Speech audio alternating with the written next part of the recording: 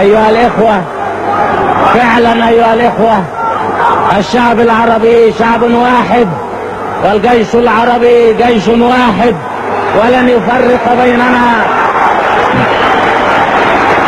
الاستعمار أو أعوان الاستعمار. لقد خلقت هذه الأمة أمة عربية واحدة، وستبقى هذه الأمة أمة عربية واحدة. لقد أراد الاستعمار أن يفرق هذه الأمة، وأن يقيم الحدود، وأن يبذر في النفوس الشكوك. لقد حاول أيها الإخوة الاستعمار معنا هذا في مصر طوال الأعوام الماضية 17 سنة. الاستعمار يحاول أن يفتت ثورتنا، ويحاول أن يقيم الفرقة بيننا، ولكن تكاتف الشعب العربي في مصر استطاع أن يقضي على محاولات الاستعمار، واستطاع أن يسير في طريقه، وهو يرفع راية العروبة وراية الوحدة.